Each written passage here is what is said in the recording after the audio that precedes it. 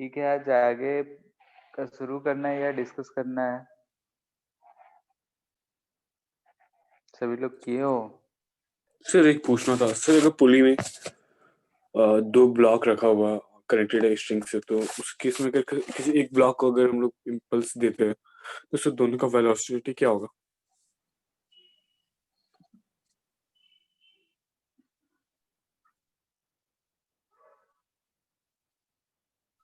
Sir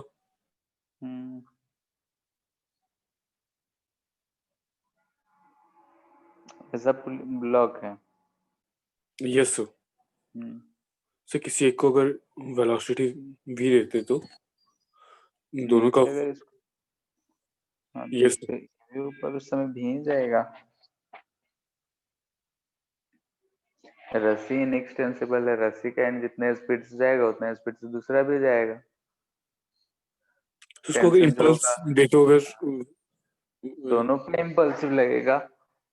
ठीक है, अगर इस डायरेक्शन में दे रहे हैं तो टेंशन जो होगा इम्पल्सिव होगा तो दोनों के लिए होगा, क्योंकि हम जानते हैं कि रस्सी के दोनों एंड पे सेमी टेंशन लगता है।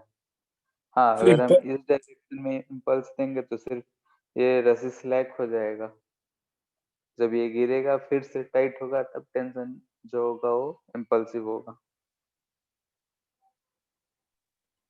सर अगर इम्पल्स देंगे तो सर उसको वेलोसिटी कैसे फाइंड करेंगे? उसमें समझ नहीं आया सर, एक बार वो फॉर्मूला से बताइए ना। जैसे डायरेक्टली हम थोड़े कर सकते हैं कितना उस समय होगा, या तो हम इतना वेलोसिटी दे रहे हैं, इम्पल्स दिए तो वहां पर हम कोई फोर्स लगा रहे हैं वहां पे उस समय, तो जब हम लगाए हैं तब इनिशियल स्पीड तो जीरो ही रहा होगा, या फिर हम कहेंगे इतने स्पीड से हम फेंक दिए। ठीक है, ऐसा थोड़े है कि हम हिट किए वेलोसिटी तुरंत हम उसको कैलकुलेट करना थोड़ा मुश्किल होगा। उसके लिए हम लोग आगे देखेंगे, ठीक है। यानी कि जब कोलिजन होगा, यानी कि कोलिजन के केसेस करने के बाद हम वो वेलोसिटी कितना आएगा वो डिपेंड करेगा कि हाँ वो जो हम हिट कर रहे हैं, कोलाइड करा है, यानी कि हम किक ही कर रहे हैं फुटबॉल पे, तो हमने हिट करा है उस पे। तो जब हमारा पैर और फुटबॉल दोनों एक दूसरे से टकराता है तो कोलाइड किया है, हम उसके हिसाब से उसको कुछ इम्पल्स दिए हैं। तो कोलिजन कैसा है, इलास्टिक है इनइलास्टिक है कैसा है, तो उसके बाद कितना क्या स्पीड होगा तो कोलिजन में हम लोग देखेंगे। ठीक है, नहीं अगर उस तरीके का अगर हम इम्पल्स दे रहे हैं तो जस्ट आफ्टर गिविंग कोलिजन, तो उसका हम लोग बाद में देखेंगे। ठीक है, जैसे कि यहीं पे बोल रहे हैं कि अगर हम इधर से कोई हिट करते हैं, कोई फोर्स लगाते हैं, तो फोर्स लगाएंगे तो कितना क्या आएगा वो सब हम लोग बाद में देखेंगे। यस।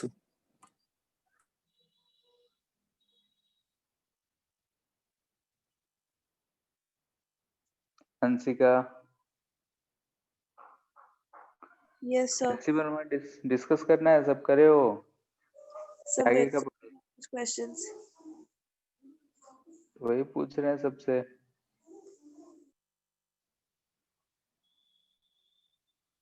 सर इसी वर्मा के बाद क्वेश्चन नंबर 38 देखिए ना। पेज नंबर कितना है?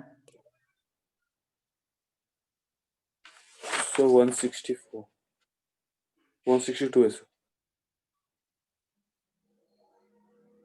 चलो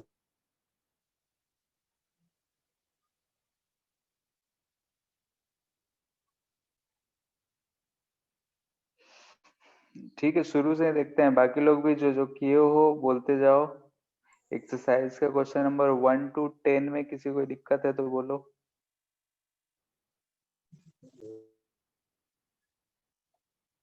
नहीं है। 11 से 18। Sir question number 13। Question number 13 नहीं हुआ था? नहीं सर। ठीक, उसके बाद 18 तक किसी का? सर 19। 19। 20 के बाद 20 से 25। सर 24 25। 24 25 और 30 तक।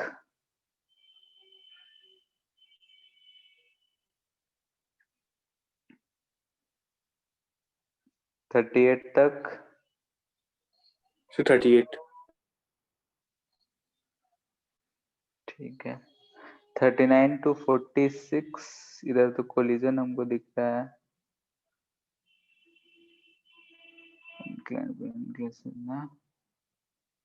नहीं हो जाना चाहिए इधर क्यों इधर का सर अभी ट्राई नहीं किया सर। जो 39 तो coefficient of distribution in collision ही है 36 भी कोलिजन भी दिख रहा है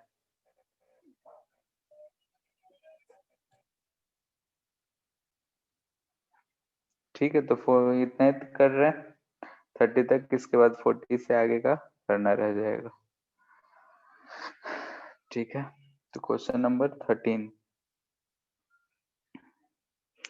13 में सिंपल सा दे रखा है ऐसा कार्ट है ठीक है यहाँ पे एक बॉल लटक रहा है यहाँ पे ग्रूव है ठीक है मान लेते हैं कि इसमें रखा हुआ है फ्रिक्शनलेस सरफेस पे अगर ये रस्सी टूटा तो बोल रहा है कि रस्सी से टूटा तो ये नीचे आ रहा है और ये यहाँ से डिस्प्लेस होके इसमें गिर जा रहा है तो सिंपली हम इसको ऐसे समझ लेंगे कि हमारे पास है एल लेंथ का इन दोनों के बीच का दूरी एल दे रखा है इसका मास एम है इसका टोटल मास कैपिटल एम तो ऐसा हम मान लेते हैं प्लैंक है यहाँ पे वो छोटा सा मास स्मॉल एम है ठीक है इनिशियली इस पोजीशन पे फाइनली हम बोल रहे हैं कि ये जो है इधर एक्स मूव कर गया है लेट से कि ऐसा सिचुएशन हो गया है वाई डायरेक्शन में भी सेंटर ऑफ मास चेंज हो रहा है लेकिन हमको उससे ज्यादा फर्क नहीं पड़ना है क्योंकि वाई में चेंज हुआ है तो नीचे की तरफ आया होगा लेकिन एक्स में सेंटर ऑफ मास जहां था वहीं रहा होगा तो एक्स के लिए अगर हम कर रहे हैं तो लेट से कि ये जो प्लैंक है इधर एक्स चला ये लेंथ एल है तो ये लेंथ कितना हो जाएगा एल माइनस एक्स यानी कि आदमी या फिर वो जो बॉल है यहाँ से वो यहाँ आ रहा है यानी कि हम बोल रहे हैं कि वो एल माइनस एक्स चला है सेंटर ऑफ मास जो है डेल्टा एक्स 0 है तो हम लोग कह सकते हैं कि m1 x1 equal to m2 x2 होगा चूंकि अपोजिट डायरेक्शन में है तो इसलिए इक्वल हम लोग करके लिख सकते हैं तो mx equal to m l minus x हो जाएगा तो x सॉल्व करेंगे इसके लिए तो ml by m plus m आएगा यही काम करना है डिस्प्लेसमेंट ऑफ द कार्ड पूछ रहा है तो कार्ड एक्स डिस्प्लेस कर रहा है Yes, sir.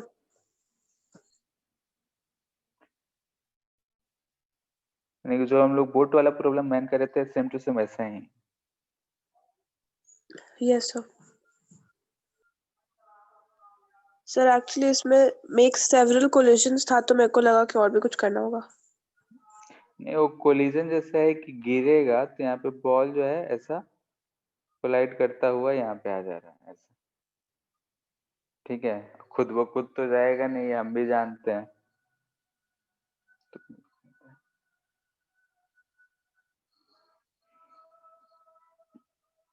क्वेश्चन नंबर 19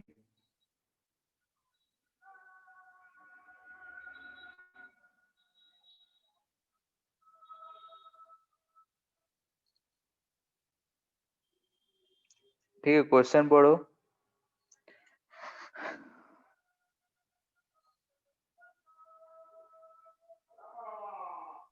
सब पढ़े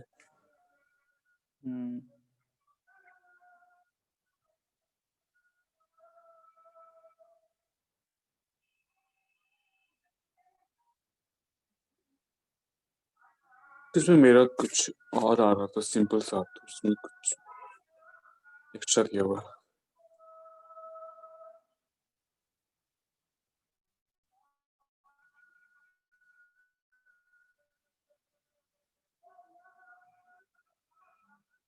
ठीक है देखते हैं यहाँ पे वो एच हाइट के बिल्डिंग से वो गिरना शुरू होता है जब वो यहाँ स्मॉल एच हाइट पे है आदमी हाथ में उसके एक सूटकेस है यहाँ से एक्स दूरी पे बोल रहा है कि इधर जो है पॉन्ड है पानी, तो इस बैग को वो इधर फेंकेगा ताकि वो खुद ब खुद इधर जाए।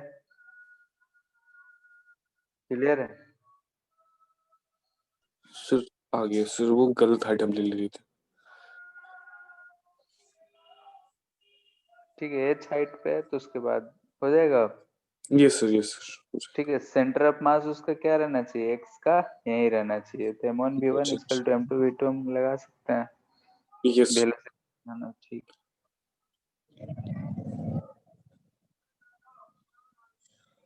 24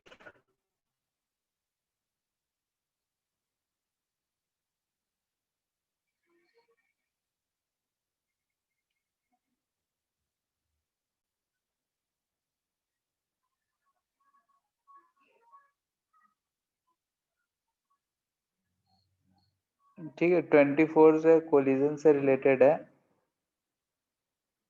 और रिबाउंड नहीं कर रहा है। इसका मतलब कि जो चेंज इन मोमेंटम होगा, जो इनिशियल मोमेंटम होगा, उसी के बराबर होगा। ठीक है, रिबाउंड नहीं कर रहा है, इसका मतलब पी फाइनल जो है 0 है।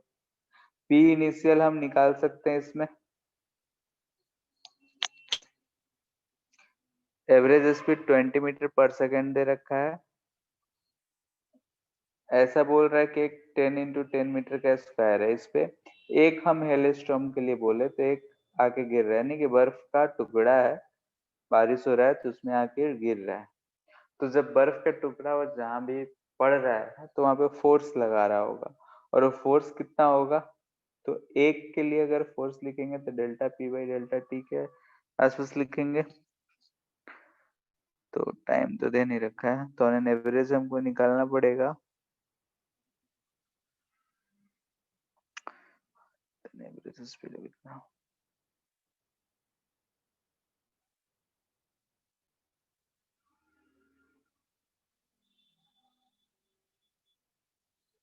ठीक है। एवरेज फोर्स कर रहा है तो टकरा के गिर जा रहा है, तो 20 मीटर पर सेकंड है, तो पर सेकंड के हिसाब से हम लोग लगा लेंगे F equal to delta p by delta t. T को 1 सेकंड रख लो। 1 मीटर स्क्वायर में दे रहा है कि 2000 स्टोन्स हैं, तो 10 इंटू 10 100 मीटर स्क्वायर में कितना हो जाएगा, 2 इंटू 10 का पावर 5 स्टोन्स। ठीक है, इतने स्टोन्स आ रहे हैं, एक स्टोन्स के लिए हम फोर्स निकाल लेंगे, तो इतना के लिए निकल जाएगा। Yes sir. ठीक है, यहाँ पे एरिया भी डेंसिटी और डायमीटर दे रखा है मास के लिए। तो यस सर। मास वेलोसिटी है, मास से मल्टीपल करेंगे चीज आ जाएगा। Yes sir.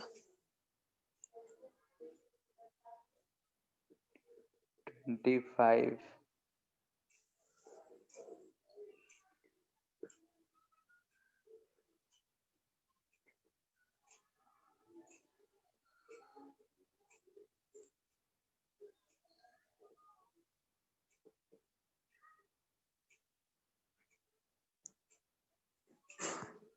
ठीक है। 25 में भी कोलिजन का ही कंसेप्ट है, इलास्टिक कोलिजन है। इलास्टिक कोलिजन मतलब नो लॉस इन एनर्जी, यानी कि अगर यहाँ पे कोई बॉल है, ये इस पे टकरा रहा है, इलास्टिक कोलिजन कह रहा है, तो यानी कि अगर v स्पीड से टकराया होगा तो टकराने के बाद इसका स्पीड v ही रहेगा।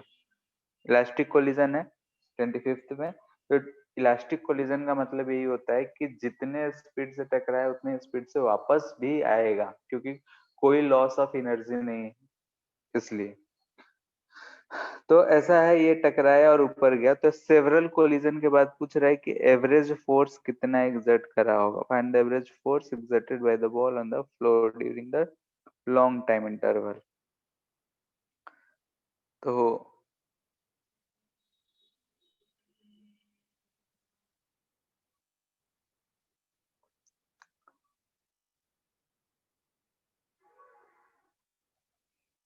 इसका एक कोलिजन में अगर हम डेल्टा पी की बात करें तो 2m भी आ जाएगा, मास दे ही रखा है, लेकिन लॉन्ग टाइम इंटरवल के लिए पूछ रहा है हमसे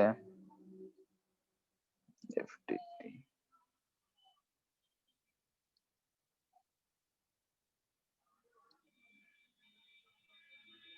तो 2 MV कैसे आएगा? जैसे कि पी इनिशियल लिखेंगे तो क्या आएगा, एम भी डाउनवर्ड है तो माइनस जे लिख देते हैं, और पी फाइनल लिखेंगे तो आ रहा है एम भी प्लस जे ऊपर की तरफ जा रहा है इसलिए।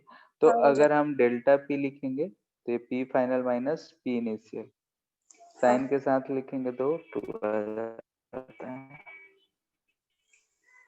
ठीक है, कोलिजन वाला वैसे हम लोग अभी आज शुरू करेंगे, इसलिए इस समय भी दिक्कत हो सकता है।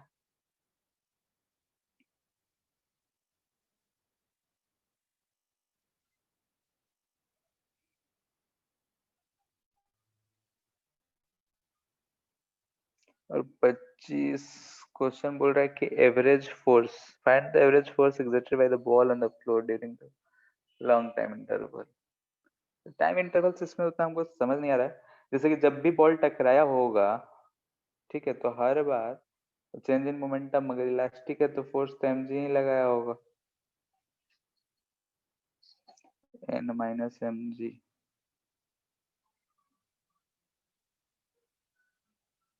इसको अभी रहने दो, जैसे कोलिजन वाले ही कंसेप्ट से ही हमको दिख रहा है, बिना उसके बनाने में टाइम लगेगा। ठीक है, तो 25 वाला भी रहने दो।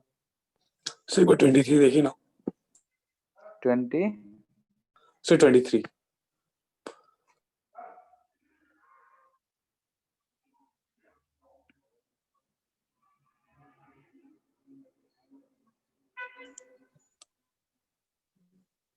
two pedestrian system mass इतना है traveling in closed space moving it has been to space far। इसमें sir no change in velocity है सर, तो ऐसा इसलिए होगा क्योंकि कुछ भी बाहर नहीं निकल पाएगा स्पेसशिप से, मतलब मास उतना ही रह जाएगा स्पेसशिप का।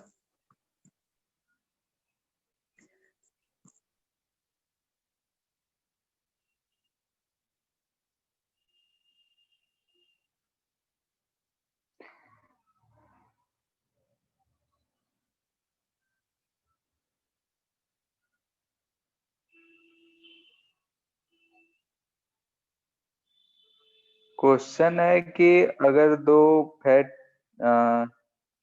क्या बोलते हैं एस्ट्रोनॉट्स हैं, मतलब अगर मूव कर रहे हैं तो, और सबका मास दे रखा है, अब वो लोग एक्सरसाइज करके 90 केजी हो गया।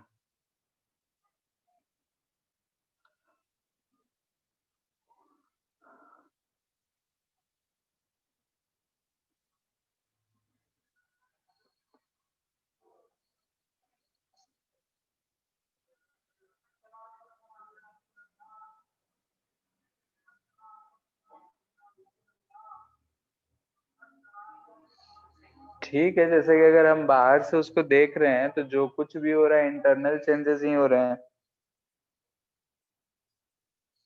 ठीक है, यानी कि अगर हम इस स्पेसशिप को अगर हम एक सिस्टम मान ले तो जो कुछ भी हो रहा है इंटरनल हो रहा है, तो इंटरनल हो रहा है तो बाहर से कुछ भी नहीं हो रहा है, यानी कि हम उसको एक सिस्टम समझ लें तो सिस्टम है तो इंटरनल चेंजेस हो रहे हैं, तो इंटरनल चेंज हो रहा है इसलिए हम लोग बोलेंगे कि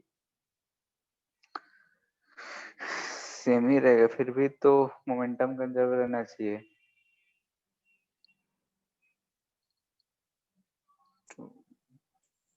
हाँ सर, तो उसमें ये लोग अपना मास कम कर लिया है, लेकिन जो भी ये लोग एक्सरसाइज किया तो इन लोग का फैट्स बाहर नहीं गया स्पेसशिप से, मतलब स्पेसशिप का टोटल मास 660 किलोग्राम ही रह गया, क्योंकि ये लोग आउटर स्पेस में है तो वहां पे जाएगा कहाँ,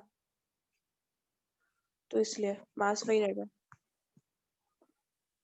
वो तो ठीक है, लेकिन जैसे हम लोग एक्सरसाइज करते हैं तो fat in the form of energy lose तो होता है ना। तो शायद इस केस में वो बाहर नहीं गया है।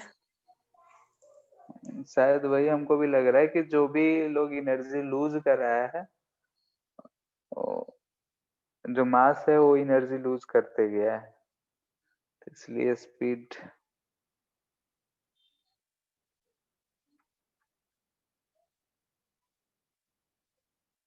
ठीक है, इसका एक बार देखेंगे हम। कंफर्म किया होगा, क्योंकि हमको लग रहा है कि मास जो है मास वो एनर्जी में कन्वर्ट हो गया है, इस वजह से जो है मोमेंट वेलोसिटी सेम रह रहा है। जैसे हम लोग बोलते हैं ना कि एनर्जी इज इक्वल टू, अच्छा स्पीड क्या दे रखा है 15 किलोमीटर पर सेकंड, ठीक है।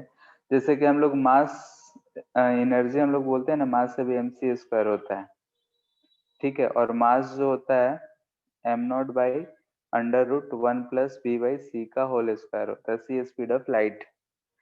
तो अगर v जो है c के कंपेरेबल हो तो एनर्जी जो है मास पे भी डिपेंड करता है। तो 15 किलोमीटर पर सेकेंड है, तो 15 × 10⁻³ मीटर पर सेकंड जो कि c के कंपेरेबल है, तो हम बोल सकते हैं कि मास जो है एनर्जी में खुद ही बदल जा रहा है, इसलिए जो इनिशियल था वही फाइनल में रह रहा है। तो फिर से बोलिए ना।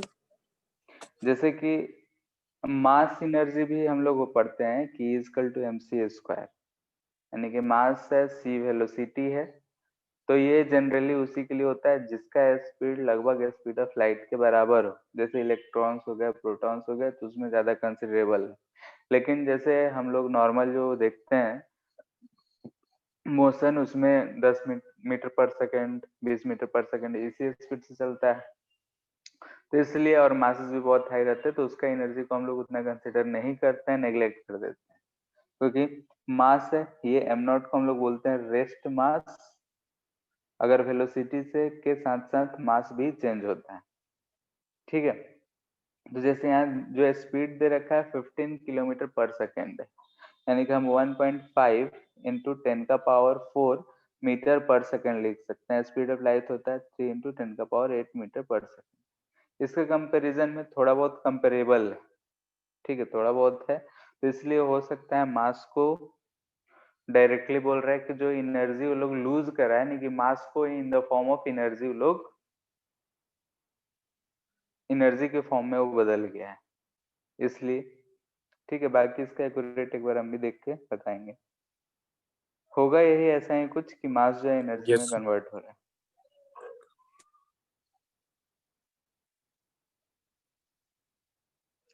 25 के बाद 38।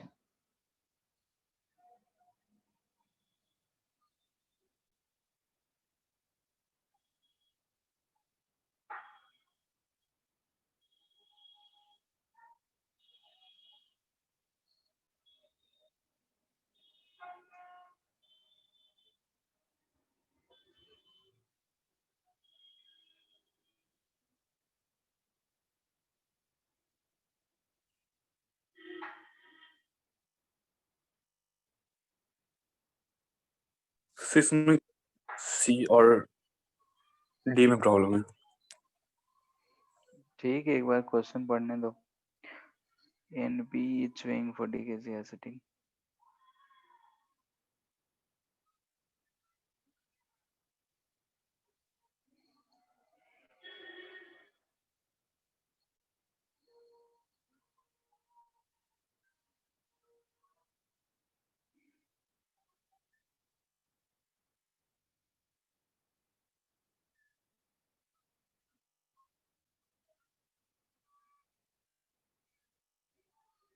ठीक है, फ्रिक्शन लेस पे है, मान लेते हैं कि ये A है।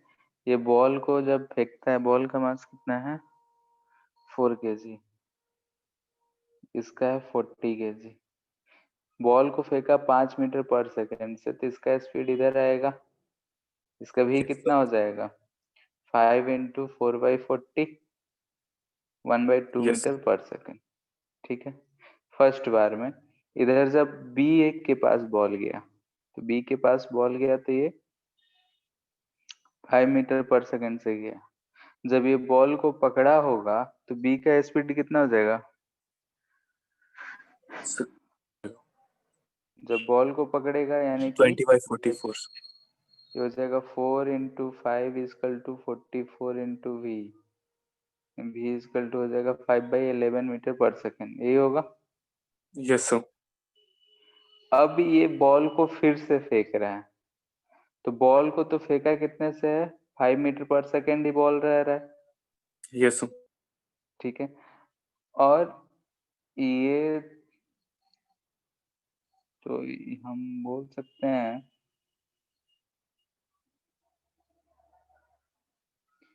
5 इंटू 45 है, 44 इंटू वी पहले से लोग इतना जा रहा था, तो फिर से तो इधर 20 हो गया,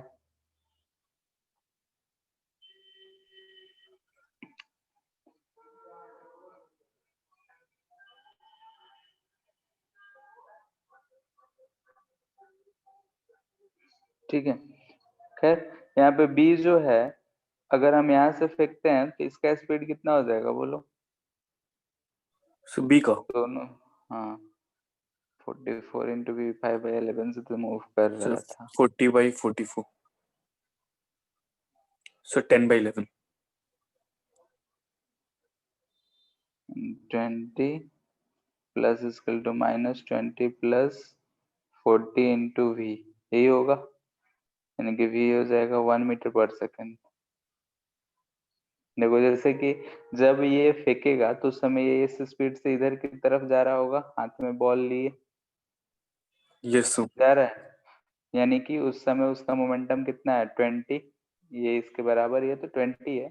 जब बॉल को इस डायरेक्शन में फेंक दिया तो बॉल का मोमेंटम हो गया -20, ठीक है, यानी कि initial momentum equal to final momentum, यानी -20 प्लस बी के लिए लिखेंगे तो 40 इंटू वी लिख दिए, तो वी भी जो आएगा वो आ गया 1 मीटर पर सेकेंड। खैर उसका भी काम नहीं है। जब ये बॉल आता है ए के पास, ए अभी इधर 0.5 मीटर पर सेकेंड से जा रहा है, ठीक है, तो यहाँ पे अगर हम फिर से मोमेंटम कंजर्व कराएंगे तो हमको क्या मिलेगा? क्या बोल रहा है second? Find the speed of A after he catches the ball for the first time, यानी कि 40 इंटू 0.5 प्लस 20, यानी किसके लिए लिख रहे हैं, इक्वल टू 44 इंटू भी डबल डैश, ये आएगा यस सर, इस 40, यानी भी डबल डैश आ गया 40/44, यानी 10/11 मीटर पर सेकेंड, ठीक है, जब कैच करा है तब। C है find the speed of A and B after the ball has made 5 round trips and is held by A। कुछ सीक्वेंस बनता हुआ दिख रहा है क्या? ठीक है, फर्स्ट टाइम है, ऐसे ही 2-3 बार करो दिख जाएगा, अब क्या करना है। सर लेकिन डी आप सर क्वेश्चन में डी में पूछ रहा है सर कितनी बार ये लोग कर सकता है, तो सर उसका लिमिट कैसे निकालें?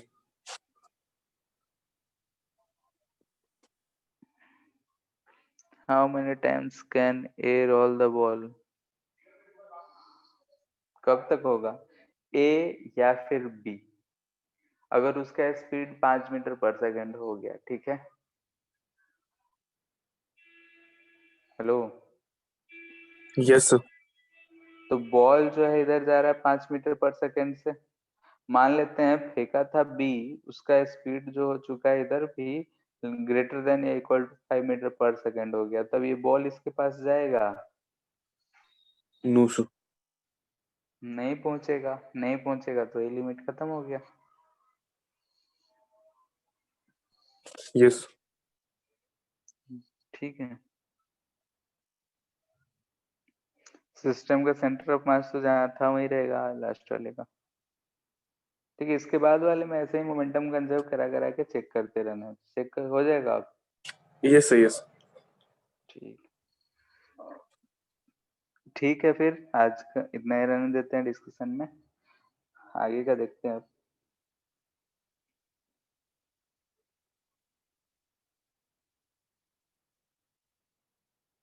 नेक्स्ट टॉपिक हम लोग को वही पढ़ना है, कोलिजन, या फिर इसको और बोलते हैं इम्पैक्ट, ठीक है, कोलिजन या फिर इम्पैक्ट, मोस्टली जगह कोलिजन ही यूज होगा, या फिर बोलेंगे इम्पैक्ट, यानी कि अगर जैसे देखते हैं कि अगर कोई भी बॉल है इसको ड्रॉप करें, तो ड्रॉप करेंगे तो आएगा यहाँ सरफेस से टकराएगा, फिर ऊपर की तरफ चला जाएगा, तो यहाँ पे हमको दिख रहा है कि सरफेस से यहाँ टक्कर हुआ, कोलाइड हुआ, ठीक है, हो सकता है कि एक बॉल है, दूसरा बॉल है, इधर की तरफ जा रहा है, ये रुका हुआ हो या फिर कम स्पीड से हो तो जाएगा यहाँ पे, इससे टकराएगा, तो हो सकता है दोनों चलने लगे या दोनों रुक जाए, कुछ भी केसेस पॉसिबल है। ट्रक जा रहा है आगे, उसके कार जा रहा है, ट्रक का स्पीड ज्यादा है, कार को आके पीछे से टक्कर दे दिया, वो भी कोलिजन ही है। ठीक है, नहीं कोलिजन हम लोग डेली लाइफ में बहुत सारे देखते हैं, जिसको सिंपल लैंग्वेज में बोले तो टक्कर बोलते हैं। ठीक है, तो उसी चीज के बारे में देखते हैं कि कोलिजन किस किस टाइप के होते हैं, क्या होते हैं। तो हम टाइप्स की बात करते हैं। तो पहले हम बोलेंगे कि on the basis of energy, ये करके देखेंगे किस किस बेसिस पे हम लोग उसको डिवाइड करते हैं। तो पहले देखेंगे हम लोग on the basis of energy हम लोग कैसे करते हैं। ठीक है, तो कोलिजन अगर वर्ड की बात करें तो कोलिजन वर्ड में हमको ऐसा नहीं लगता है कि किसी को नहीं पता। कोलिजन नाम सुनते हैं पता चल रहा है कि टक्कर हो रहा है। ठीक है, स्कूल में ही छुट्टी होता है तो आपस में टक्कर होता है, कुछ टक्कर बुरा भी होता है, कुछ टक्कर अच्छा भी लगता है। वैसे ही तो हम लोग अगर टाइप्स की बात करते हैं यानी क्लासिफिकेशन की बात करते हैं तो पहले हम डिस्कस करेंगे ऑन द बेसिस ऑफ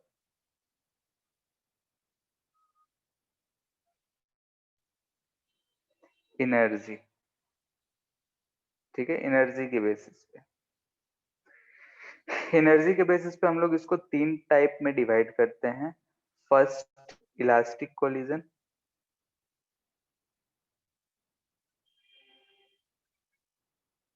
ठीक है, पहला होगा इलास्टिक कोलिजन। इलास्टिक कोलिजन हम लोग उस कोलिजन को बोलेंगे जिसमें एनर्जी का लॉस नहीं होता है, यानी कि नो लॉस इन एनर्जी। जितने भी बॉडी आपस में टकरा रहे हैं, किसी भी टक्कर के दौरान कोई भी लॉस इन एनर्जी नहीं है। जैसे कि अगर हम कैरम ही खेल रहे हैं तो, या फिर पूल खेल रहे हैं तो उसमें कैरम में ही है, सब हमारे जो गोटी हैं वो सब एक दूसरे से टकरा रहे हैं। तो हम जानते हैं कि अगर हम क्वीन से दूसरे को हिट करते हैं तो भी मूव करने लगता है, वहां भी कोलिजन हो रहा है। तो वहां पे कुछ ना कुछ एनर्जी का लेन देन होता है। लेकिन अगर हम बोल रहे हैं नो लॉस इन एनर्जी, यानी कि जितना भी एनर्जी एक ने दूसरे को दिया, दूसरे ने किसी को दिया, यानी कि टोटल ओवरऑल एनर्जी जो है सेम है, यानी कि लॉस ऑफ एनर्जी कुछ भी नहीं। जितना एनर्जी पहले था उतना ही बाद में रहेगा। ऐसा नहीं होगा कि सब खत्म हो जाए या फिर कुछ लॉस हो जाए, कहीं चला जाए। यानी कि अगर हम सिस्टम माने तो सिस्टम के अंदर जितना एनर्जी पहले था उतना ही बाद में भी रहेगा। हाँ, हो सकता है कि किसी एक पार्टिकल की बात करें तो उसका पहले हाई एनर्जी था, अब लो हो गया हो, जिसका लो था उसका हाई हो गया हो, लेकिन ओवरऑल जो है सेम रहेगा। यानी कि हम इससे बोल सकते हैं कि एनर्जी जो होगा कंजर्व रहेगा।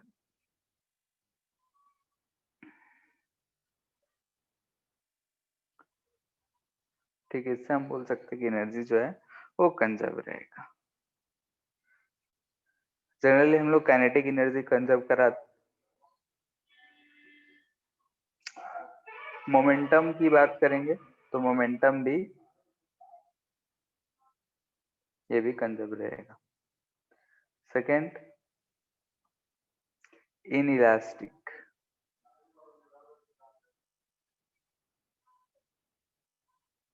ठीक है, इनइलास्टिक कोलिजन। अगर इनइलास्टिक कोलिजन की बात करते हैं तो इसमें कुछ एनर्जी लॉस होता है, some loss in energy. Generally में अगर जितने भी कोलिजन है वो सारे इनइलास्टिक ही हैं। इलास्टिक कोलिजन रियल लाइफ में कुछ भी नहीं, यानी कि इससे हम बोल सकते हैं initial is not equal to e final. Daily life में जो भी हम एनर्जी का देखते हैं, जो भी कोलिजन देखते हैं, ट्रक कार से टकराए, कार आदमी से टकराए, सारे में कुछ ना कुछ एनर्जी का लॉस होता ही होता है। कार खंबे से टकराए, कार डिफॉर्म हो गया तो वहां भी कुछ ना कुछ लॉसेस हुए होंगे, यानी कि एनर्जी कंजर्व नहीं रहता है।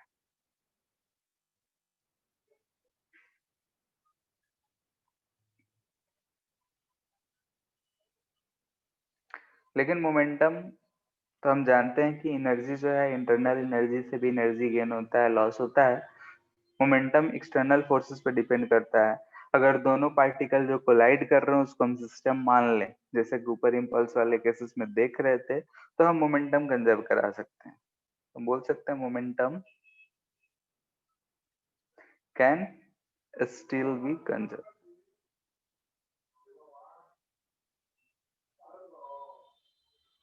ठीक है। थर्ड जो है परफेक्टली इनइलास्टिक। सो मोमेंटम ऑलवेज कंजर्व रहेगा। हाँ, लगभग कोलिजन के केस में हमेशा ही कंजर्व ही रहेगा। मोमेंटम का कंजर्वेशन का क्या केस था कि एक्सटर्नल फोर्स 0 होना चाहिए। ठीक है, अगर एक्सटर्नल फोर्स 0 है तो मोमेंटम कंजर्व रहेगा। हम जो भी सिस्टम माने हैं उस पर कोई एक्स्ट्रा फोर्स नहीं लगना चाहिए। कोलिजन देखेंगे कैसे कोलिजन में क्या चेंजेस होते हैं, तो वहां पे और भी क्लियर होगा। परफेक्टली इनइलास्टिक, इसमें भी लॉस ऑफ एनर्जी होगा, इनइलास्टिक है। ठीक है, परफेक्टली इनइलास्टिक कोलिजन वैसे कोलिजन को बोलते हैं जैसे कि अगर हम मड ले लें, ठीक है, मड का एक गोला बना ले और उसको कार पे दे मारे, होली के टाइम में होता है, तो क्या होता है, कार पे जाके चिपक जाता है, कार के साथ साथ ही जाएगा। वाल पे मारेंगे, वाल पे जाके चिपक जाएगा। ठीक है, यानी कि ऐसे कोलिजन, यानी कि इसमें बोथ ऑब्जेक्ट जो होंगे, both particle will stick to each other.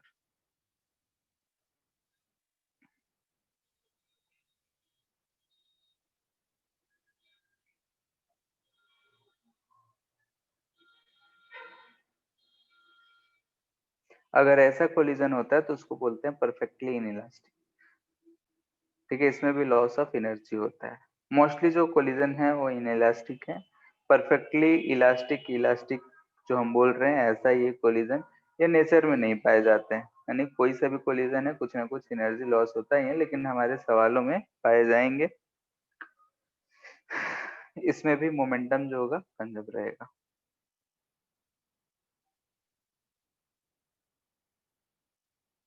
ठीक है, मोमेंटम कंजर्व होने का हमेशा एक कंडीशन है कि एक्सटर्नल फोर्स 0 होना चाहिए।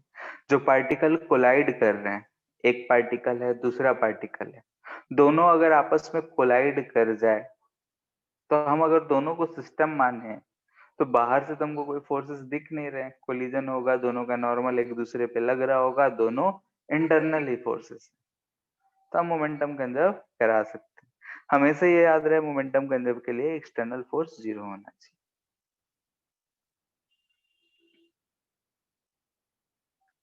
On the basis of line of impact,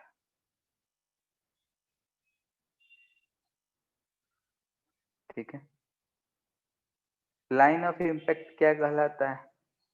तो जैसे कि हम जानते हैं कि अगर एक बॉल, ठीक है, यहाँ पे अगर सरफेस से टकरा रहा है, तो जब वो टकरा रहा होगा तब जो इस पे इधर से नॉर्मल और इस पे इधर नॉर्मल, यानी कि जो दोनों नॉर्मल होंगे, इन दोनों नॉर्मल को अगर हम मिला दें, तो ये जो लाइन होगा इसको कहेंगे लाइन ऑफ इम्पैक्ट।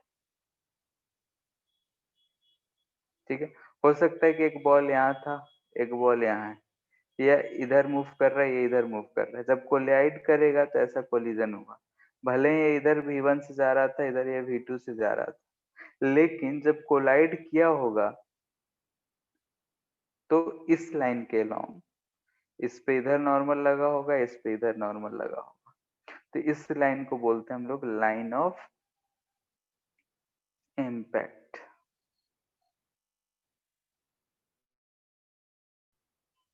सर ये ठीक है, बस तो नॉर्मल के लाइन ऑफ केस इम्पैक्ट में है सिंपली कि कोई और भी फोर्स हो सकता है? क्या, सर नॉर्मल के जगह पे कोई और भी फोर्स हो सकता है? कोलिजन के दौरान में दो बॉडी आपस में इंटरेक्ट कर रहे हैं तो नॉर्मल ही लगता है। ठीक है, कोलिजन में हम लोग क्या करते हैं, दो बॉडी आपस में टकराए, और जब आपस में टकरा रहा है तो उस समय दोनों के बीच में कौन सा फोर्स लगेगा, नॉर्मल ही, तो इसलिए जनरली नॉर्मल ही की बात करेंगे हम लोग। यानी लाइन ऑफ इम्पैक्ट को हम लोग बोलेंगे कि नॉर्मल जो है इसी जो कॉमन नॉर्मल होगा पास थ्रू इट हम कह सकते हैं। यानी कि और कोई भी नॉर्मल लग सकता है, ऐसा जरूरी नहीं है कि यही नॉर्मल लगे, लेकिन जब दोनों पार्टिकल टकरा रहे हैं तो उस समय ये नॉर्मल इक्वल एंड अपोजिट है, तो हम बोलेंगे कॉमन नॉर्मल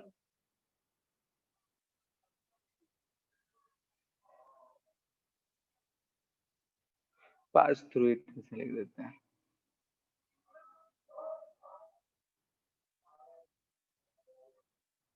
ठीक है, लाइन ऑफ इम्पैक्ट से कॉमन नॉर्मल पास थ्रू, छोटा सा कंसेप्ट है। अगर हम लोग जान गए कि नॉर्मल लाइन ऑफ इम्पैक्ट क्या है, तो इसके बेसिस पे हम लोग दो पार्ट में डिवाइड करते हैं।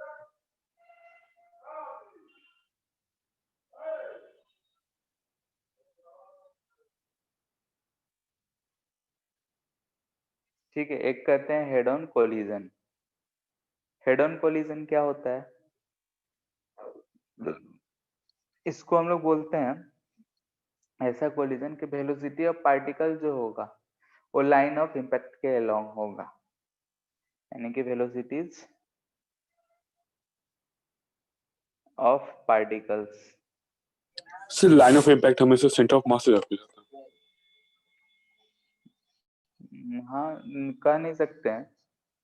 जैसे कि अगर हम एक ऐसा वेज ले लें, यहाँ पे हम एक बॉल को ऐसे ड्रॉप करें, ठीक है, तो ये बॉल आके यहाँ टकराएगा। इसका वेज का सेंटर ऑफ मास इधर हो सकता है, लेकिन लाइन ऑफ इम्पैक्ट इस पे कहाँ होगा? इधर। क्लियर है? Yes sir. ठीक है, लाइन ऑफ इम्पैक्ट हम बोलेंगे कि जहाँ पे नॉर्मल। एक चीज और भी है, आगे चल के पढ़ेंगे हम लोग कि नॉर्मल हमेशा सेंटर ऑफ मास से लगता भी नहीं, ठीक है, उसे बाद में देखेंगे हम लोग।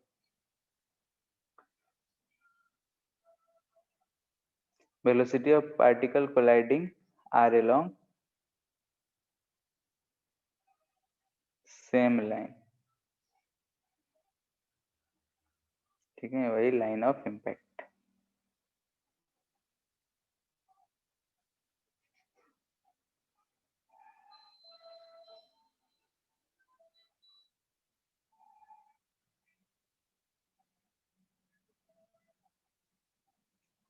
ठीक है, कोलिजन के पहले और कोलिजन के बाद में अगर सेम लाइन के अलोंग रहता है तो उसको बोलते हैं हम लोग हेड ऑन कोलिजन।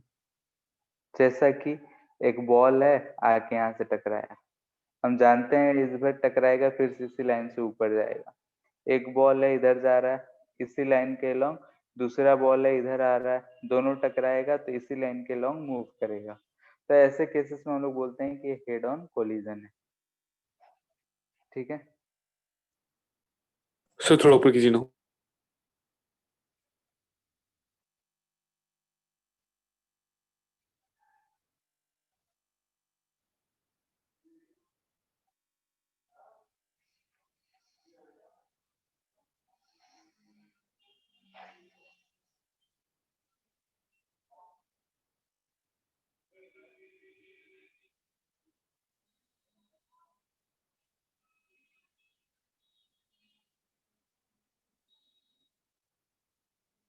हो गया। ये इसमें अगर देख रहे हैं कि जैसे मान लेते हैं कि इसको इधर वेलोसिटी v1 दे दी, यहाँ पे एक ब्लॉक दूसरा स्फीयर ये रेस्ट पे, इसको मान लेते हैं रेस्ट पे। जब कोलाइड करेगा तो कैसा कोलाइड करेगा? ऐसा, यानी कि ये जो पार्टिकल है इधर जाना चाह रहा होगा, ये होगा इसका लाइन ऑफ मोशन, यानी कि वेलोसिटी का डायरेक्शन। और जो हम लाइन ऑफ इम्पैक्ट की बात करेंगे ये नॉर्मल की तरफ होगा, कॉमन नॉर्मल की तरफ। ये जो है लाइन ऑफ इम्पैक्ट। तो लाइन ऑफ इम्पैक्ट और लाइन ऑफ मोशन में बीच में कुछ एंगल है तो उसको बोलते हैं हम लोग ऑब्लिक कोलिजन। जैसे फुटबॉल में देखते हो, फुटबॉल आ रहा होता है, किसी डायरेक्शन से आके हम मार दिए लात से, लेग से लगा दिए या हेड से ही मार दिए, तो उस दौरान जो होता है कि दूसरे डायरेक्शन से आ रहा, दूसरे डायरेक्शन में चला गया, हम जब फोर्स लगाए किसी और डायरेक्शन में लगा, यानी कि जो हम फोर्स लगा रहे हैं उस पे लाइन ऑफ इम्पैक्ट के अलोंग लगा रहे हैं। तो लाइन ऑफ मोशन और लाइन ऑफ इम्पैक्ट के बीच में कुछ एंगल हो तो हम लोग बोलेंगे कि ऑब्लिक कोलिजन है। ठीक है, जैसे यही केस है, ये इधर गिर रहा है तो ये इधर की तरफ मोशन हो रहा है, लेकिन जब टकराएगा तो ये लाइन ऑफ इम्पैक्ट होगा। और ये जो दिख रहा है ये नीचे जा रहा है इधर, तो ये हमको दिख रहा है कि लाइन ऑफ मोशन। ठीक है, तो हम लोग आराम से समझ सकते हैं कि ऑब्लिक कोलिजन किसको कहते हैं और हेड ऑन कोलिजन किसको कहते हैं। क्लियर है? क्लासिफाई कर पाओगे? Yes sir. अब एक एक करके देखते हैं। हेड ऑन कोलिजन का भी चर्चा होगा, जो भी कुछ होगा। तो एनालाइज करते हैं इसमें कि होता क्या है। लेट से कि एक बॉल है, ये इधर जा रहा है v1 स्पीड से, एक ये दूसरा बॉल है इधर जा रहा है v2 स्पीड। दोनों का डायरेक्शन हम सेम मान रहे हैं, v2 को मान रहे हैं कि लेस देन v1 है, तभी जाके कोलिजन होगा। ठीक है, u1 u2 ले लेते हैं क्योंकि फाइनल भी हमको यूज करना पड़ेगा। ठीक है, u1 u2 है, u2 जो है लेस देन u1 है तो कोलाइज करेगा। तो हम यहाँ पे देख रहे हैं during collision,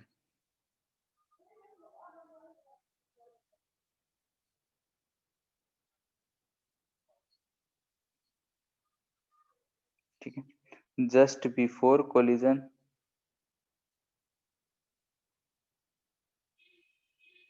just before collision की अगर बात करें तो ये और ये दोनों ऐसे आपस में टच करे होंगे। इसका स्पीड इधर u1 होगा, इसका स्पीड इधर u2 होगा। ठीक है, इसके बाद ड्यूरिंग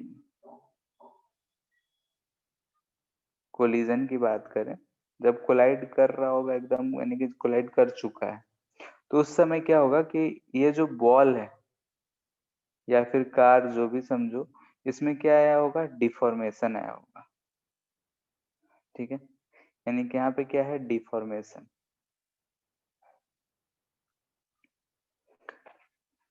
ठीक है, आजकल हाईटेक कैमरा आ चुके हैं, उससे स्लो मोशन में सारा चीज आ जाता है। तो अगर एक बॉल है दूसरा बॉल है, आके जब टकराता है तो ऑफ कोर्स वहां पे डिफॉर्मेशन होता है। कभी कभी देखे होगे अगर क्रिकेट या फुटबॉल खेलते हो तो, कि जब वही कॉस्को वाले बॉल से ज्यादा फीलिंग आता है कि जब हिट होता है तो बॉल का शेप थोड़ा चेंज हो जाता है। ठीक है, कभी अगर गौर किए होगे तो हिटिंग के दौरान देखोगे कि बॉल का जो शेप है वो थोड़ा डिफॉर्म हो जाता है, ऐसा थोड़ा पचका हुआ टाइप का दिखता है। ठीक है, तो डिफॉर्म हो जाता है, तो डिफॉर्म्ड है ये। तो यहाँ से हम लोग बोल रहे हैं कि पहले क्या हुआ, डिफॉर्मेशन हुआ बॉल का। ठीक है, फिर क्या होता है कि आफ्टर, जस्ट आफ्टर की बात कर रहे हैं, कोलिजन। ठीक है, बॉल ऐसा है कि हम बॉल को जब हिट करते हैं तो जस्ट आफ्टर कोलिजन वो फिर से अपने ओरिजिनल शेप में आ सकता है। बहुत बार होता है कि ओरिजिनल शेप में नहीं भी आता है, तो सब की बात है। लेकिन अगर हम बोल रहे हैं कि कोलिजन के बाद अगर हम लोग देखते हैं तो ये क्या होता है कि फिर से कुछ रिफॉर्म हो गया है। यानी कि पहले क्या हुआ, डिफॉर्मेशन हुआ, फिर डिफॉर्मेशन से क्या होता है, रिफॉर्मेशन। ठीक है, यहाँ पे दोनों बॉल्स के पास क्या थे, काइनेटिक एनर्जी। यहाँ जब वो डिफॉर्म हुआ है तो डिफॉर्मेशन से क्या आता है, पोटेंशियल एनर्जी। यानी वो काइनेटिक एनर्जी कुछ पोटेंशियल एनर्जी में आता है। मैक्सिमम डिफॉर्मेशन की अगर बात करें यहाँ पे हम, मैक्सिमम डिफॉर्मेशन कब होगा, जब दोनों का स्पीड जो होगा सेम हो चुका होगा। ठीक है, स्प्रिंग वाला सिस्टम से कंपेयर करो तो स्प्रिंग में था, अगर दोनों का स्पीड दे देते हैं तो मैक्सिमम कंप्रेशन या मैक्सिमम एक्सटेंशन कब आता था, जब दोनों ब्लॉक्स का जो दोनों एंड पे कनेक्टेड थे उनका स्पीड सेम हो जाता था। वैसे ही यहाँ भी दोनों ब्लॉक्स में जो मैक्सिमम कंप्रेशन या मैक्सिमम डिफॉर्मेशन हम बोल रहे हैं वो कब आएगा, जब दोनों ब्लॉक्स का स्पीड सेम हो चुका होगा। बाद में हम मान लेते हैं कि ये इधर v1 से जा रहा है, ये इधर v2 से जा रहा है।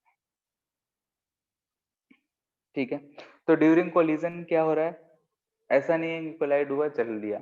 अगर हम उसको बहुत ही कम समय के लिए होता है, ये जो प्रोसेस है बहुत ही स्मॉल समय के लिए होता है। हम भी जानते हैं बॉल को अगर हम सरफेस पे पटके, तो सरफेस पे जब टकरा रहा होगा बॉल, तो अगर हम जरा भी ध्यान दें तो उसमें दिखता है कि हमारा जो बॉल है वो थोड़ा बहुत डिफॉर्म हुआ है। फिर जब ऊपर उछल के आता है तो फिर से अपना से ओरिजिनल शेप में आ जाता है। कुछ कुछ जो बॉल्स होते हैं कुछ, या फिर जैसे लड्डू हो गया, कुछ भी हो गया, उसको अगर हम पटकते हैं तो डिफॉर्म हो जाता है, उसका शेप चेंज हो जाता है, फिर से अपने ओरिजिनल शेप में नहीं आता है। तो ऐसे बहुत जगह होते हैं। वही अगर हम आटा ले, आटा को गिरा दें तो चिपका हुआ ही रह जाएगा। तो अगर हम एक इलास्टिक, वो पिंग पोंग बॉल एक आता है, थोड़ा सा पटक दो तो उछलते रहेगा, तो उसमें हम करेंगे तो हमको बहुत ही इलास्टिक दिखता है, यानी को अपना शेप को पूरा का पूरा गेन कर लेता है। वही अगर हम लड्डू का बात कर रहे हैं तो अपना शेप पूरा गेन नहीं कर पाता है, तो इन इलास्टिक कोलिजन कहलाएगा। और जो हम आटे को जब हम सरफेस पे गिरा रहे हैं तो जाके चिपक जा रहा है, गीला आटा था तो चिपक के फिर वापस ऊपर नहीं आता है, तो वैसे कोलिजन को हम लोग बोलेंगे कि वो परफेक्टली इनइलास्टिक है। ठीक है। तो यहाँ पे हम लिख देते हैं, ऐसे शेप के बेसिस पे अगर हम इलास्टिक कोलिजन की बात करें, ठीक है, अगर इलास्टिक कोलिजन यानी कि शेप जो होगा गेन कंप्लीटली होगा। ठीक है, पूरा का पूरा अगर अपना शेप गेन कर ले तो उसको इलास्टिक बोलेंगे।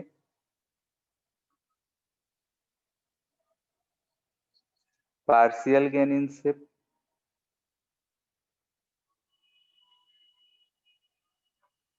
और परफेक्टली,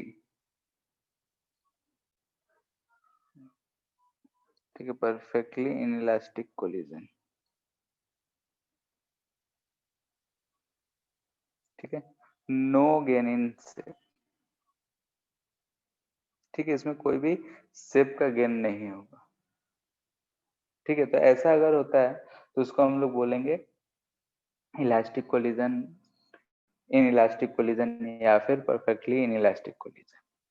ठीक है, जैसे रबर, वो जो हम लोग चाइनीज बॉल बोलते हैं, आता पटक देते उछलते रहता है, वो परफेक्टली इलास्टिक का एक एग्जाम्पल हो गया। जनरली अगर हम बलून है हवा भर के अगर उसको गिराते तो इन इलास्टिक कोलिजन हुआ, क्योंकि हम देखते हैं कि वो टकराता है, अपना डिफॉर्मेशन होता है, फिर उतने ऊपर तक नहीं आ पाता है जितने हाइट से हम छोड़े हो, यानी कि उसमें एनर्जी बहुत लॉस हुआ होता है। फिर अगर हम आटे के बॉल बना के अगर फेंकते हैं तो जहां मारे वहीं पे जाके चिपक गया, तो परफेक्टली इनइलास्टिक का एग्जाम्पल हुआ। ठीक है, तो ये सारे हमारे कोलिजन। अब यहाँ पे अगर हम मोमेंटम कंजर्वेशन तीनों में देखें तो यहाँ पे मोमेंटम कंजर्वेशन क्या हो सकता है।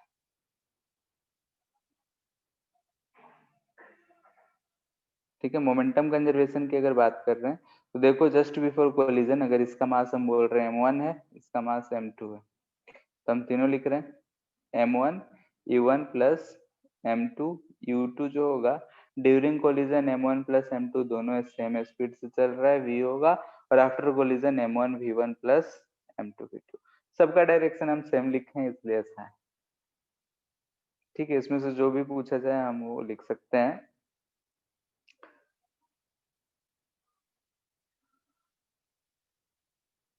ठीक है, मोस्टली हमारा ये और ये इक्वेशन यूज होगा, बीच में हम लोग उतना नहीं देते हैं क्योंकि टाइम उसमें बहुत कम लगा है।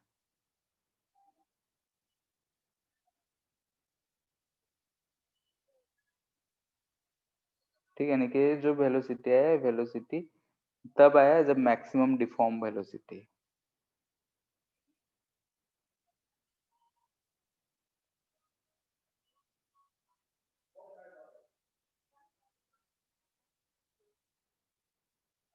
ठीक है, मैक्सिमम डिफॉर्मेशन के समय ये वेलोसिटी है। जनरली अगर हम P initial equal to P final लिखेंगे तो इस समय हम लिखेंगे m1 u1 plus m2 u2 equal to m1 v1 plus m2 v2। ठीक है, क्योंकि before collision and after collision.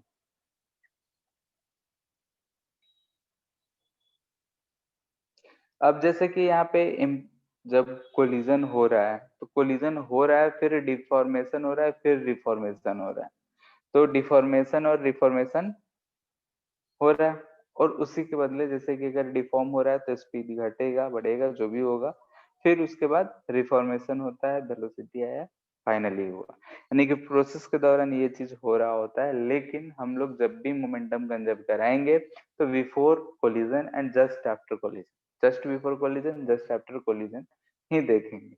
ठीक है, इसमें एक टर्म हम लोग यूज करते हैं, कोएफिशिएंट ऑफ रेस्टिट्यूशन। तो क्या होता है,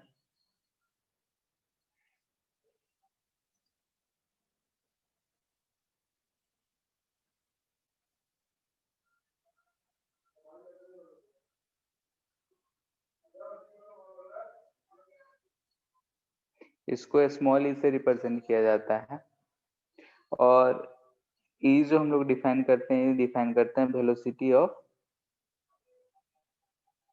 separation upon velocity of approach. ठीक है, दोनों टर्म पढ़े होंगे।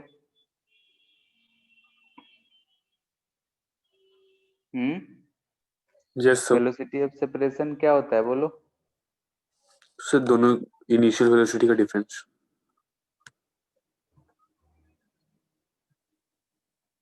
ठीक है, जैसे हम यहाँ पे दे रखे हैं कि ये चीज दे रखा है, दोनों मासेस जो है m1 m2 जो है बिफोर कोलिजन है और ये आफ्टर कोलिजन।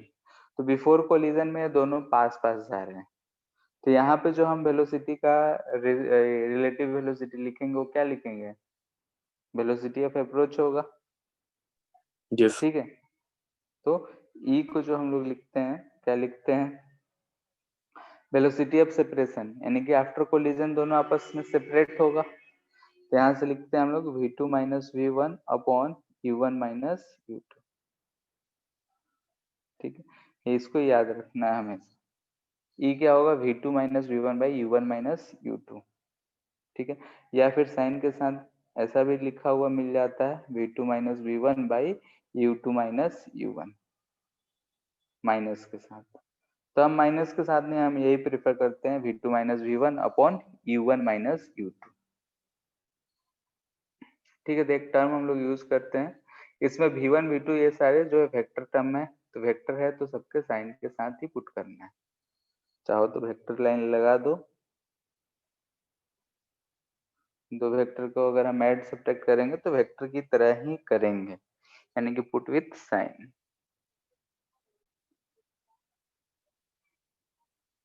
जैसे कि अगर हम वन डायमेंशन की बात कर रहे हैं तो पॉजिटिव डायरेक्शन में जा रहा है तो एक तरफ लेंगे तो पॉजिटिव, उसका अपोजिट डायरेक्शन जा रहा है तो निगेटिव।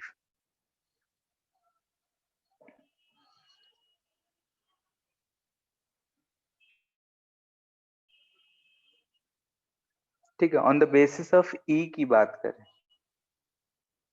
केसेस, ठीक है, फर्स्ट करें कि ई अगर 1 हो, ठीक है, अगर ई 1 हो तो हम बोलेंगे कि ये परफेक्टली इलास्टिक कोलिजन है। ठीक है, ये इलास्टिक कोलिजन है। इस केस में वेलोसिटी ऑफ अप्रोच और वेलोसिटी ऑफ सेपरेशन दोनों क्या हो जाएंगे, सेम हो जाएंगे। अगर वेलोसिटी ऑफ अप्रोच और वेलोसिटी ऑफ सेपरेशन सेम है तो हम बोल रहे हैं कि चेंज इन काइनेटिक एनर्जी जो है वो 0 है, यानी कि काइनेटिक एनर्जी जो इनिशियल है वो काइनेटिक एनर्जी फाइनल के बराबर है। ठीक है, यानी कि एनर्जी कंजर्व है। सेकेंड, ई अगर 0, ठीक है, ई 0 हो तो हम लोग बोलते हैं परफेक्टली इनइलास्टिक। ठीक है, परफेक्टली इनइलास्टिक। इस केस में देख लो ई 0 है, यानी कि वेलोसिटी ऑफ सेपरेशन क्या हो गया, 0 हो गया, यानी कि दोनों पार्टिकल क्या हो गए, साथ साथ स्टिक हो गए।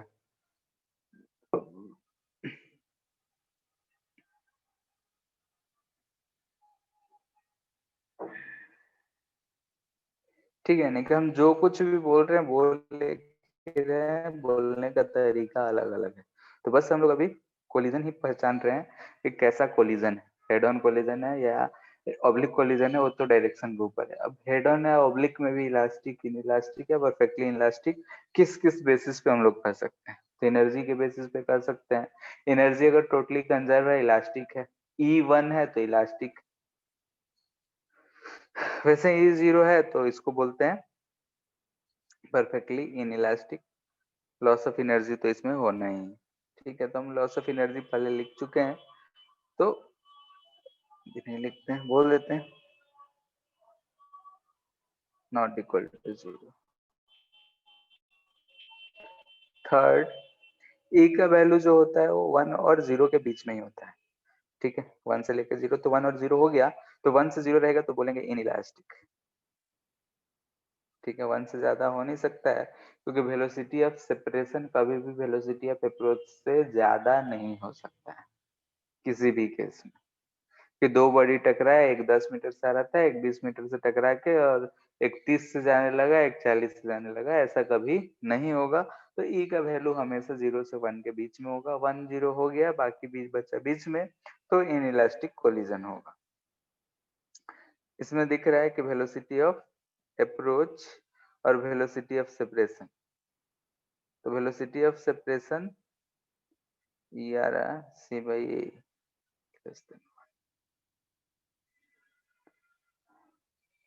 Velocity of approach by velocity of separation जो है ई है लेस देन 1 है, यानी कि velocity of approach is less than velocity of separation.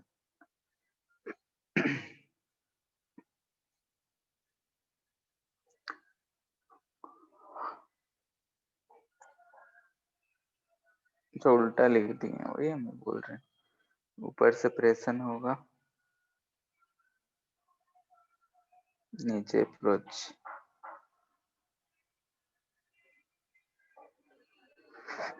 ठीक है, यानी कि velocity of separation equal to velocity of approach elastic collision.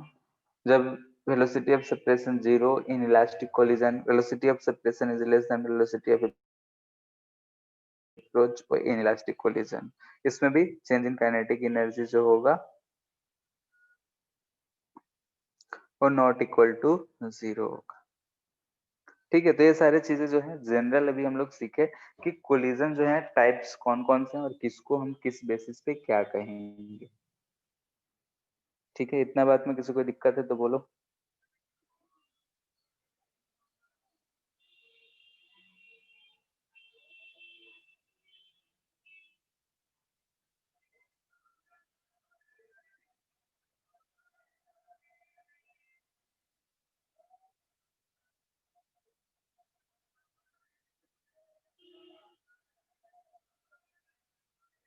बोलो, किसी को दिक्कत अभी तक?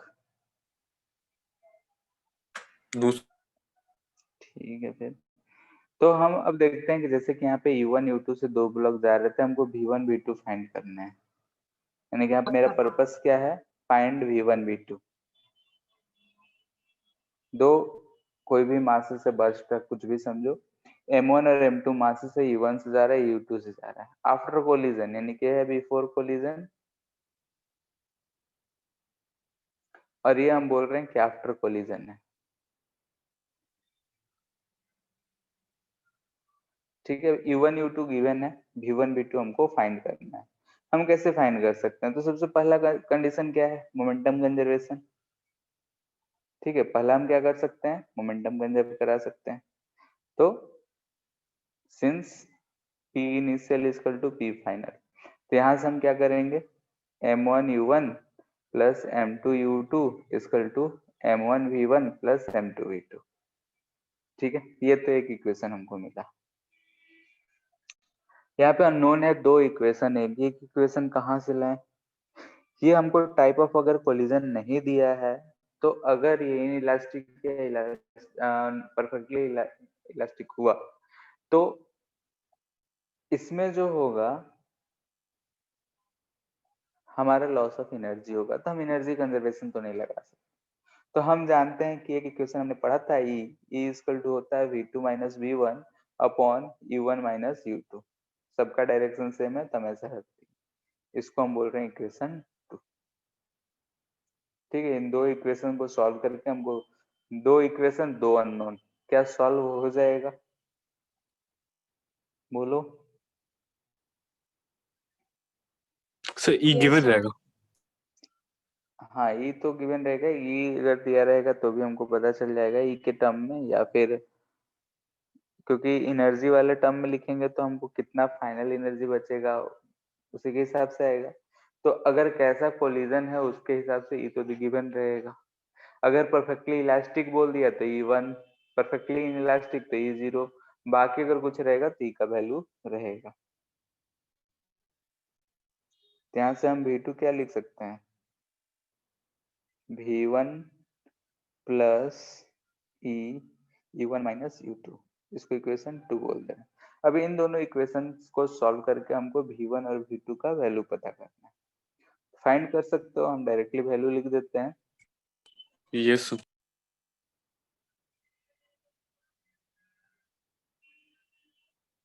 तो हमको V1 जो मिलता है वो ऐसा आता है, जनरलाइज्ड इक्वेशन लिख रहे हैं जो याद करना है हमको।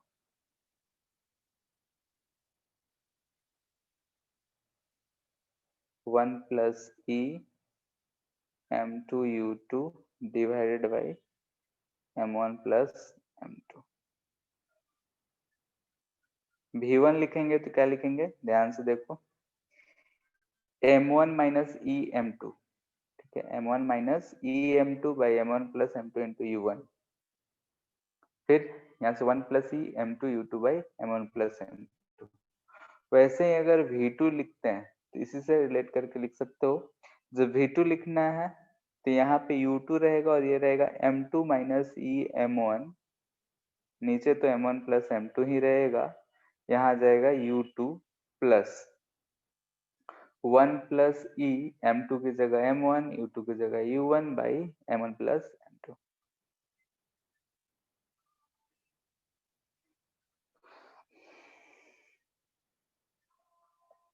ठीक है, यानी कि आफ्टर कोलिजन अगर हम ऊपर दो इक्वेशन को सॉल्व करते हैं तो जनरल फॉर्मूला हमारा V1 V2 का ये आता है। अब जैसे केसेस डिस्कस कर रहे हैं,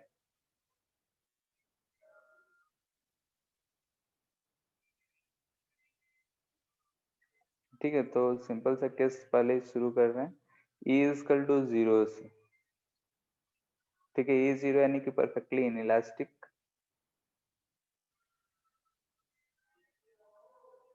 अगर परफेक्टली इनइलास्टिक है, ये भी केस ले रहे हैं कि M1 जो है M2 के बराबर है, या फिर नहीं भी दिया रहे तो भी चलेगा, ऐसा कोई जरूरी नहीं,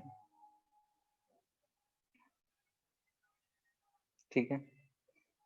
इस केस में हम इसके लिए हमेशा ही प्रेफर करेंगे कि इक्वेशन लिख के ही सॉल्व करो, ये फॉर्मूला का जरूरत नहीं है, ठीक है। फिर भी अगर फॉर्मूला यूज करना चाहते हो तो जहां जहां E0 दिख रहा है, E दिख रहा है, वहां वहां 0 हो जाएगा। तो 0 हो जाएगा तो यहाँ पे देखो ध्यान से, V1 क्या हो जाएगा, M1 by M1 plus M2 U1 plus M2 U2 by M1 plus M2। ध्यान से देखो तो ये क्या दिख रहा है कि पार्टिकल था M1, ये M2, ये U1 से जा रहा था, ये U2 से जा रहा था, बाद में ये दोनों आपस में चिपक के M1 प्लस M2 हो गया, जा रहा है अब B से। तो हम क्या लिखे हैं, इसको हम ध्यान से देखो तो ये क्या है, M1 प्लस M2 ही equal to M1 U1 plus M2 U2, यही लिखा हुआ है। तो हम इस यस केस सर। में यही प्रेफर करेंगे कि डायरेक्टली यही चीज को एज्यूम करते हुए डायरेक्ट ये इक्वेशन लिखो, फॉर्मूले का जरूरत नहीं है, बाकी फॉर्मूला यूज करोगे तब भी वही आना है। क्लियर है, तो यह है परफेक्टली इनइलास्टिक का केस। बाकी जो है E इक्वल टू 1 होगा या फिर E इक्वल टू 0 to 1 होगा, तो उसके डिफरेंट डिफरेंट केसेस की मास जब इक्वल हो, मास जब डिफरेंट हो, तो वो सब केसेस हम लोग नेक्स्ट क्लास में डिस्कस करेंगे, ठीक है। फिर लास्ट में देखेंगे कि अगर परफेक्टली इनइलास्टिक है तो काइनेटिक एनर्जी का जो चेंज आएगा उसका भी एक जनरल फॉर्मूला निकाल के रख लेंगे। बाकी ये वेलोसिटी वाले जो फॉर्मूले हैं ये याद होने चाहिए, ठीक है, ये दोनों फॉर्मूले कोलिजन के हैं। कोलिजन में ये दोनों फॉर्मूले हमेशा याद होने चाहिए, ऐसे याद होना चाहिए फिर रात के 2 बजे भी कोई उठा के पूछे तो बता दो कि हाँ ये क्या होगा। क्लियर है? तो याद करना पड़ेगा इसे। याद करोगे तो ज्यादा आसान है, नहीं तो बार बार ये सारे इक्वेशन सॉल्व करना। क्यों बार बार करना है? एक ही चीज, जितने भी कोलिजन क्वेश्चन में आएगा ये तो करना ही करना है। यस ठीक है, बाकी इसके आगे जो केसेस हम लोग यूज करेंगे वो तुम्हारे ऊपर है, तो याद करो या प्रैक्टिस करो। ठीक है, ठीक है, सर फिर आज काफी के लिए बड़ा इतना बड़ा इक्वेशन है। बड़ा तो है, उतने ही काम का भी है। ठीक है, थोड़ा सा अपना कुछ भी दिमाग भेजा लगाओ और क्या, कैसे भी ट्रिक पे याद करो। वैसे ज्यादा कुछ है नहीं, 10 क्वेश्चन करोगे तो अपने आप याद हो जाता है। ठीक है, नेक्स्ट क्लास में देखेंगे हम लोग इसी चीज को कि कैसे अलग अलग केसेस में यूज करेंगे, अपने आप तुम लोग को भी याद हो जाएगा। ठीक है, यस सर। ठीक है, फिर नेक्स्ट क्लास में इसी के ऊपर मोस्टली क्लास चलेगा, और उसके नेक्स्ट क्लास में वेरिएबल मास सिस्टम लगभग खत्म ही है। सर नेक्स्ट चैप्टर खत्म हो जाएगा। हाँ, ठीक है, फिर एंड करते हैं।